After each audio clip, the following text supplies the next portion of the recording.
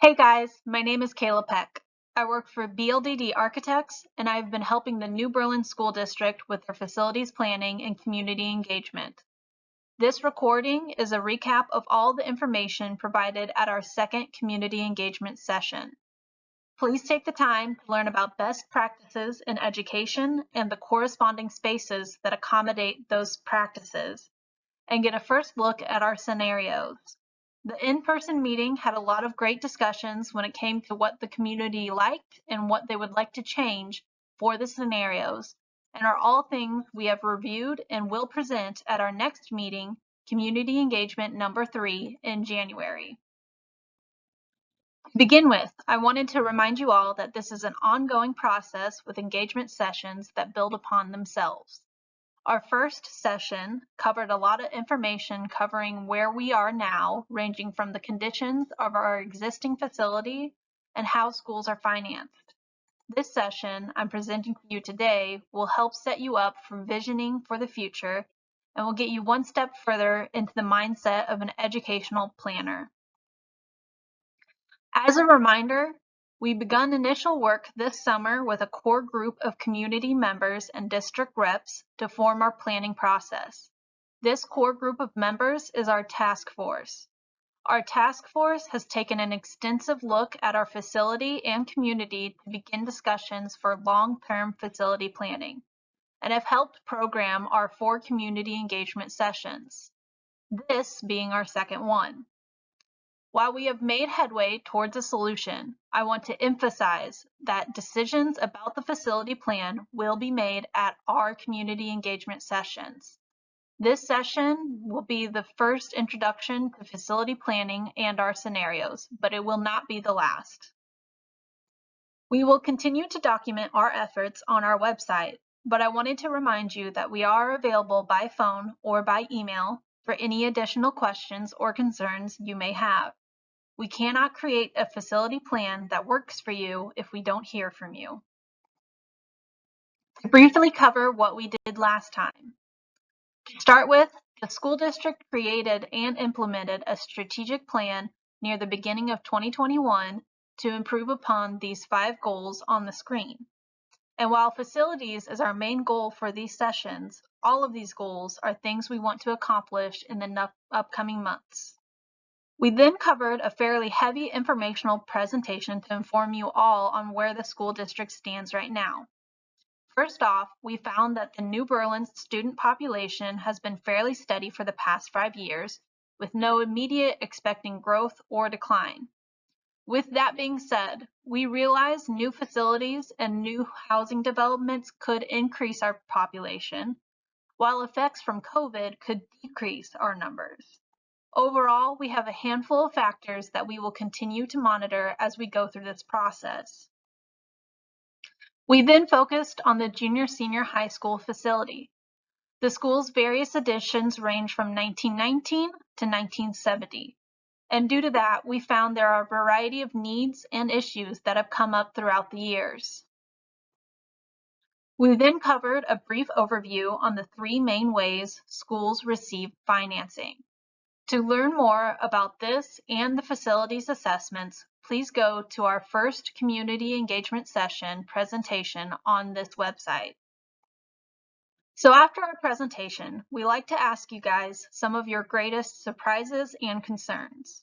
A lot of surprises came from the overall condition of the building, both when it came from the individual components we needed to fix and also how its spaces are functioning. There's a lot of concerns we saw come in. We had a lot of conversations surrounding security. Our building has a lot of points of access that can be hard to monitor. And finally, we asked how you, the community, would describe your existing building, which was rough to see. But the exciting thing is that today we're going to talk about how we can update and improve our facility to work for us and be something that we'll be proud of for years to come. And to get us started, I'm going to walk us through visioning for the future. So as I mentioned, we at BLDD created a process that helps communities find their future. So check out our first engagement session to understand where we are now, to find some of the problems we would like to improve upon. Then listen to this presentation to get a better idea of where we want to go. And finally, join us this upcoming January for our third presentation to hone in on one solution that is not only right for our future, but is one that we can all support. It's only then where we can find success. So to begin visioning for the future, what we always like to start with is Maslow's hierarchy of needs. That is a 5-tier model of human needs where you must start at the bottom to accomplish some of our most basic needs before we can eventually lead to self-actualization. We can have a similar concept for schools. Right now, our first engagement session covered our facility needs and what we are lacking when it comes to safety and our basic comforts such as heating and cooling. This engagement session is all about the next steps to this pyramid. So how do we accomplish these needs? Well, first off, let's start with understanding what has changed.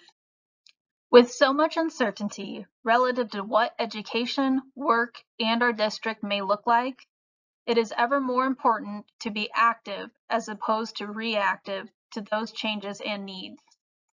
As the famous architect Buckminster Fuller was quoted as saying, "The best way to predict the future is to design it." The best way to understand today's needs for our educational facilities is to understand the differences between how the spaces currently in use were designed and the world and outcomes that they were designed to support. We are going to explore these 3 layers of visioning, starting with skills, looking at programs, and ultimately discussing how programs are delivered to students.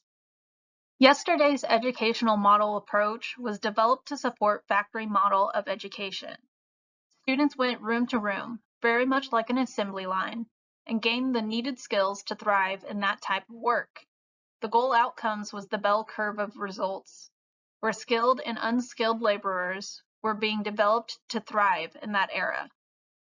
There would be some leaders that would find their way to the top, and then there were extras that were considered expendable as they didn't fit the model. The jobs market has changed over the years, and I know this is a large agricultural community, and it's not necessarily that agricultural needs have diminished, it's just that our needs have changed. For example, I come from a family of farmers, and my uncle and cousin are still farmers today. But we have other cousins that are in seed sales. We have one cousin that is in seed research and management. My brother services the technology that goes into some of our semi-trucks and transportation services around here. This goes to show that it's not just jobs outside of our community that are changing drastically. The same goes to top in-demand jobs. Across the country, we continue to need educated professionals in a number of fields, ranging from healthcare, e-commerce, and education. But to remind you, the same goes for agriculture. My grandparents began with horses, and now my uncle utilizes computers to monitor his fields in a number of ways. And to utilize this continued progress, I know he relies on a handful of experts, including the ones on this slide. So what I will continue to ask you today is how our educational facilities should change to accomplish these new changes in our job market. Taking a broader look at all of this, what this graph is showing us is things like routine factory type work is decreasing rapidly in our country, and things are becoming more complex. Therefore, the types of needed skills are changing. There is a large decline in routine cognitive, which is things like filing and bookkeeping, that are now being done to a large extent by computers, and to a lesser extent, the work is being sent offshore. And you can see there's a large growth in tasks involving what is called expert thinking and complex communication skills. So what's involved in becoming good at these skills? Students need more than just memorization of facts. They have to know how to collaborate and communicate in a complex world, solve problems. And that goes for nearly any career you can think of today. So these changes in our jobs leads to a change in our program.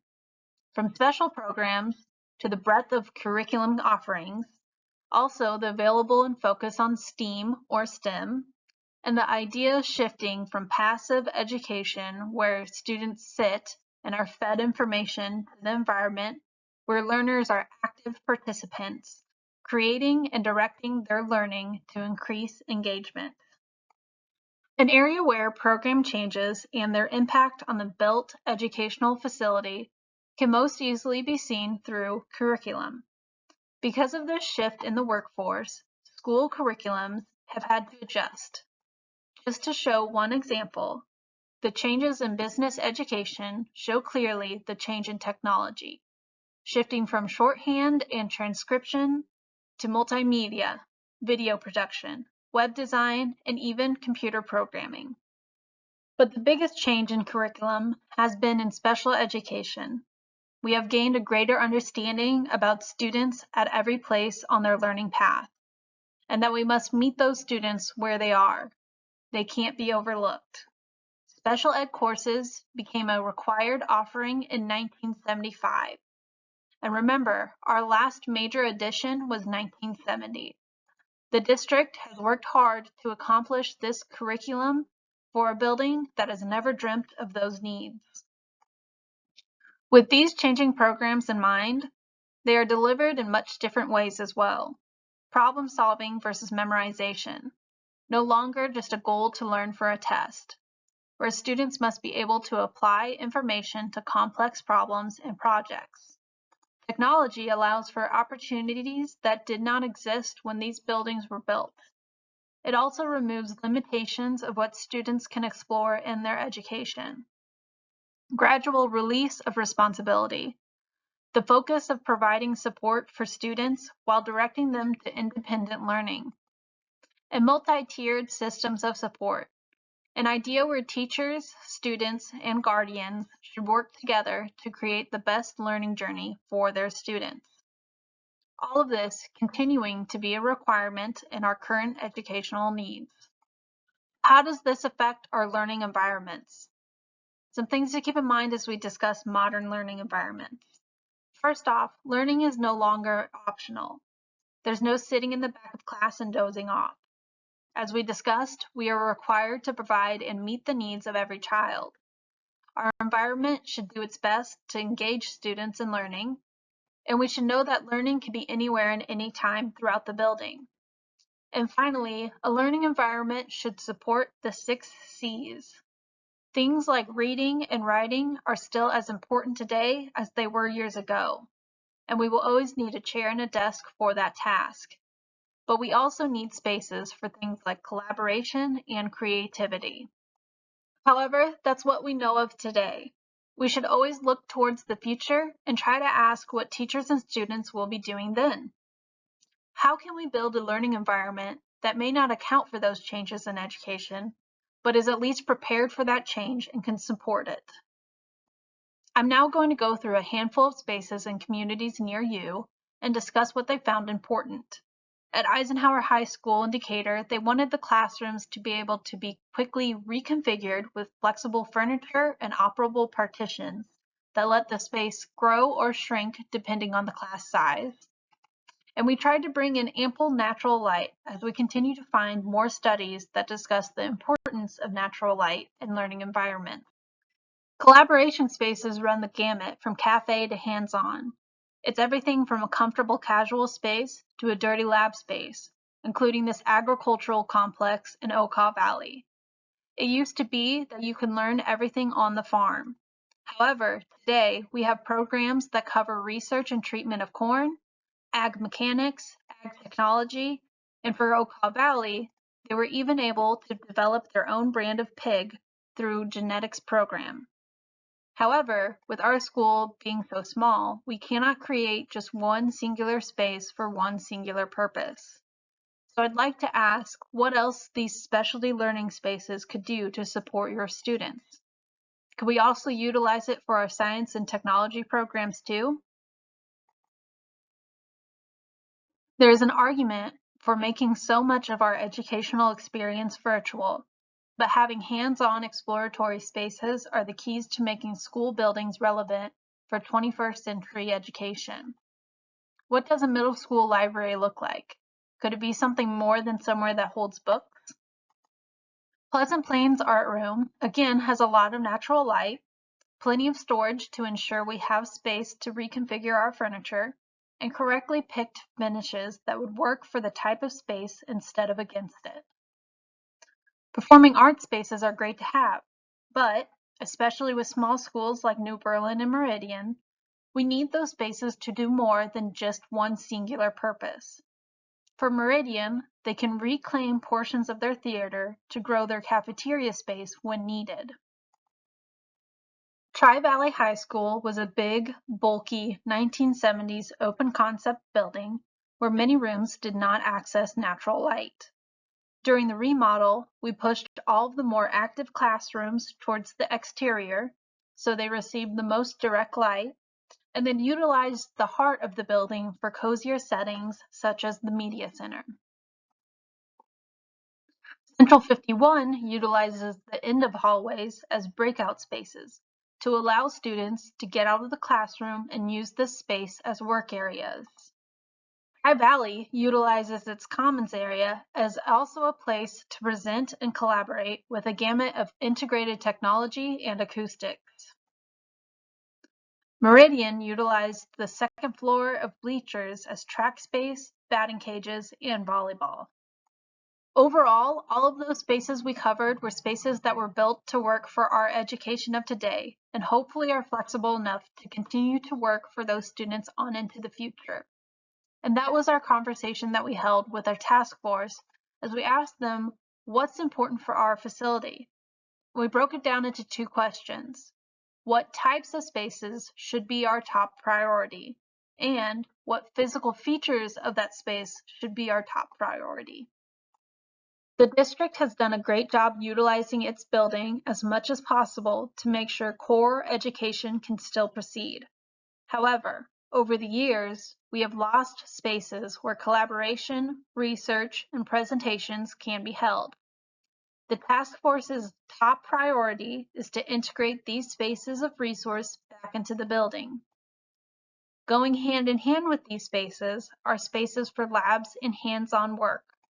The science labs, home ec room, and art room are all in the 1950s portion of the building and could use a good amount of TLC to bring them back to life. The same goes for our career tech programs, ranging from our shop area in the 1950s portion of the building onto our computer labs, which are mostly situated in the 1919 portion of the building. The final space the task force wants to include are additional spaces for athletics, since these spaces are too small for both the junior high and high school to share. And overall, with these spaces and the rest of the spaces within the building, the task force wanted to make sure that they were spaces of multi-use and programming to make sure the building is efficient and used throughout the day and year. Throughout these spaces, they should be safe and secure, properly sized for our population, infused with technology, engaging and inviting for students and the community, and should be reorganized for efficient circulation. With this idea of what types of spaces we were hoping to improve and the physical features of those spaces, the task force was ready to dive into a brainstorming process where they produced over 30 scenarios over a series of meetings that we continue to improve upon, including this session. As of right now, we have dwindled it down to 4 scenarios that we want the community to review and comment on. If you exit this video and scroll through the website, you'll see an overview of what the community liked and disliked and verbatim responses from them. Over the winter until January, I will continue to edit and improve upon our scenarios so we can review them all again in January, with some tweaks to the program or floor plan, along with an in-depth look at how property taxes will be affected with each scenario, if they're affected at all. So with that, I wanted to give you a little explanation on how to read a scenario. You'll hear me discuss first costs a lot, which are the first costs of construction for the initial project. Then we have operational costs. which cover a 30-year period of costs, such as heating and cooling, but also includes deterioration models. What our deterioration model does is this idea that components such as roofs, mechanical units, and finishes will have to be replaced within a certain number of years. And in that sense, first cost and operational costs sometimes go hand in hand. If we try to hold off on fixing a roof in our first costs, our operational costs will go up because we will eventually have to replace that roof. Then, if you added the first costs and operational costs together, you would get your life cycle costs. After that information, you will see our grade for the scenario for the Educational Adequacy Assessment, or functional performance. As a reminder, this assessment was explained in detail from the last community engagement session, and the presentation can be found on our website. You will then see that we have colored floor plans that shows the extent of work going on in that area. In yellow, another reminder, P&A stands for the Physical Needs Assessment, which is another assessment covered in detail for our first meeting. This means certain items are updated throughout the space, such as heating, cooling, and technology, but the space does not change in size or location. For example, our cafeteria would not be able to expand and correctly fit our student population under P&A alone. Then, in orange, we have major remodeling, which accounts for moving walls and fixtures. And next up, we have in blue, new additions. And you'll see little red dashes that indicate what portion of the building has been demolished. So, as you can see, these colors are shown on our floor plans, and also some of the charts that break down our first costs. Note that green covers the cost of site improvements. For this round of scenarios, site improvements mostly cover fixing our existing pavement or adding new pavement. We also have a handful of facts that folks typically ask for, such as the overall square footage of the spaces and the average building ages. What the average building ages does is it almost gives you a grade on your building age. For example, we have a 1970s portion of the building with some 1950s portion, and then a portion of the building that is the 1919s to 1939s. So while there is a good portion of this building from the 1970s, the overall age is dragged down to 1955 since we have some pretty old additions. All in all, it's really just a fun little fact that some people ask us for, and you can take it as you may. So, to get some idea of how to compare these scenarios, what most master planning efforts do is focus on first costs and operating costs. However, there's so much more to it.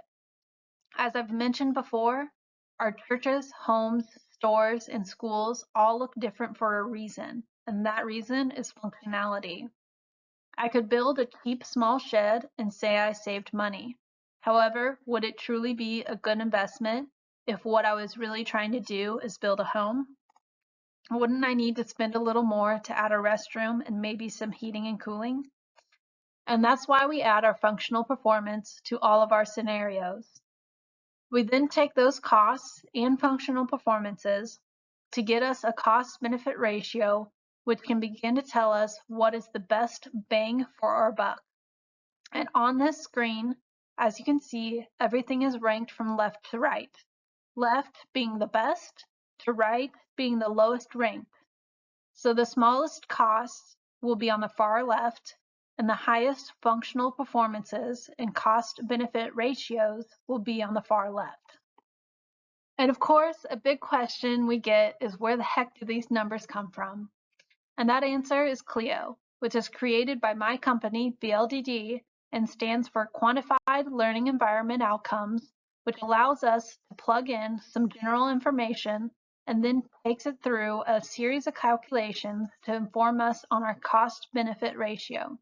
If you check out our website, go to the Information tab and scroll down to the tab that says What is CLEO? And there you can watch a little video giving you further information on our software. Please note that these next handful of slides have a lot of information on them. You're obviously welcome to pause the video to review it at a deeper level, or scroll to the bottom of the website page and you'll find a downloadable PDF with these slides so you can view them on a more proper piece of media. The school district also has these slides printed out for anyone to take. So, our first scenario focuses on fixing our fundamental needs, which is our physical needs assessment. In this scenario, we improved a lot of issues such as leaking roof, outdated heating and cooling, and some updates to our finishes and asbestos abatement. As we discussed in the last meeting, a physical needs assessment only updates what we currently have.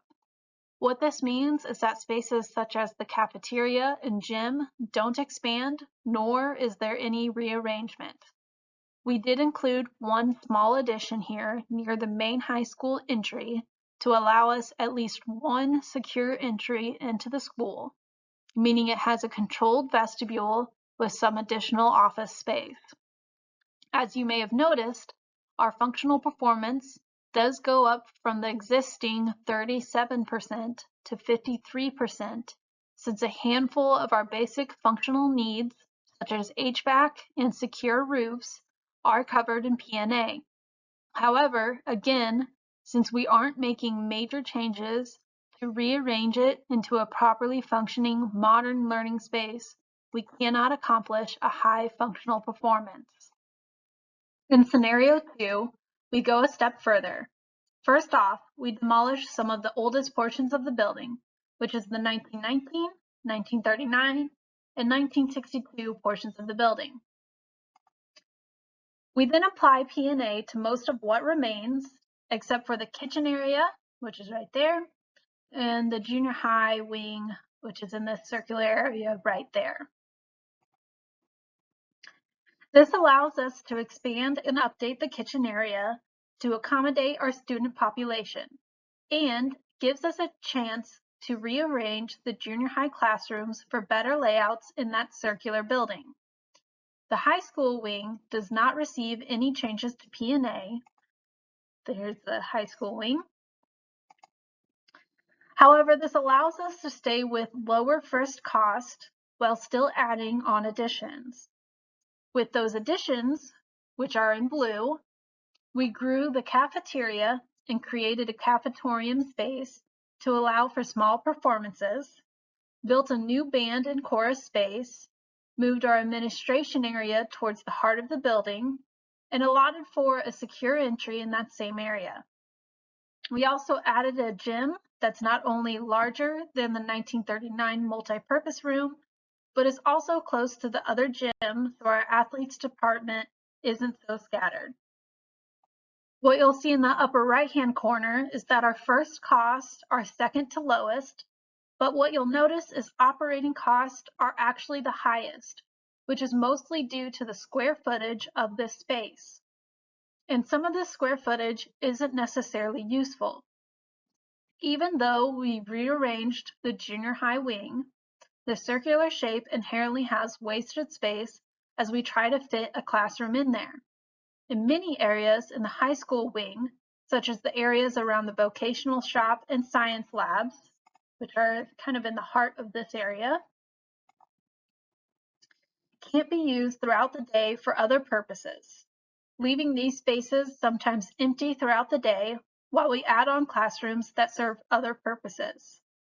All of this is just a clarification that when I say you have 102,000 square feet, it does not mean that I was able to give you everything you wanted, but it does mean you have to pay more to operate with the larger square footage.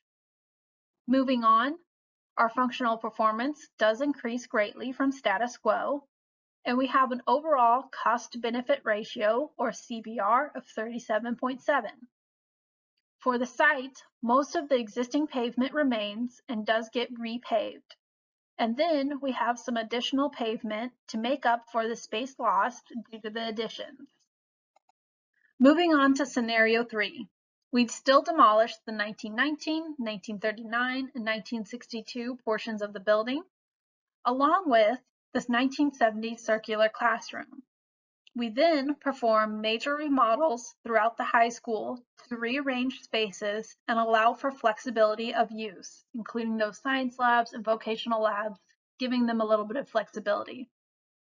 From the task force, we liked this idea of keeping the core wings of the junior high wing and the high school wing separated from each other, but we include this core of shared space in between them to use. This shared space includes a new gym near the dome, a cafetorium, a centralized administration and secure entry, and also a handful of spaces that can be used for classrooms for staff that teach both the junior high and high school students. And those additional classrooms that would be shared among those students would be right there. Our first costs are higher than the scenario 2, but we do have lower operating costs. Again, with any remodel, we will have some wasted space along the way and have an overall square footage of 100,000 square feet, giving us a still slightly high operating cost. Our functional performance goes up since we were able to provide a fully remodeled high school wing along with a new junior high wing and easy accessibility to all of the amenities in between. This gives us a CBR of 42.2. The pavement in this area is mostly new to create a new car drop-off and bus drop-off areas, along with additional parking on each side of the building. And finally, scenario 4.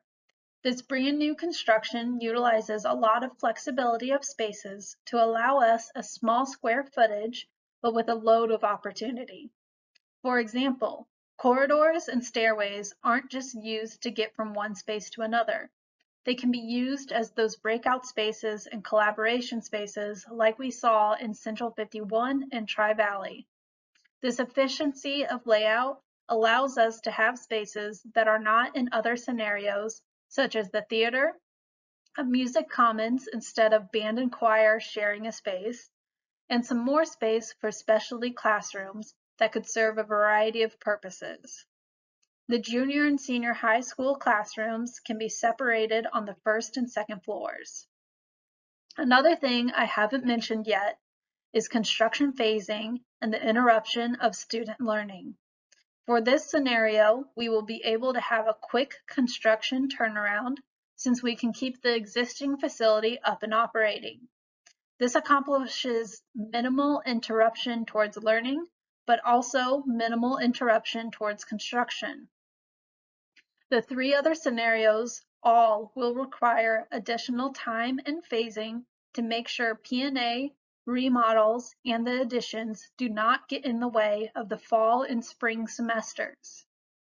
Moving on to the site of this building, we thought we would place the building close to our existing athletic fields and elementary, and also rearranged our bus and car drop-off areas to create an easy flow from the start of the day to the end of the day. And to sum it all up, we provided a scenario comparison of our 4 scenarios and what you have at your existing school. Again, as I mentioned, this slide, along with all the other scenario slides, are available in PDF at the bottom of this page. And that's a wrap on our community engagement number 2. We had a lot of good discussions at the in-person meeting. I highly recommend checking out the verbatim results to see what your neighbors had to say. And I hope to see you all at our next community engagement session, number 3, on Wednesday, January 12th, 2022. Thank you for listening.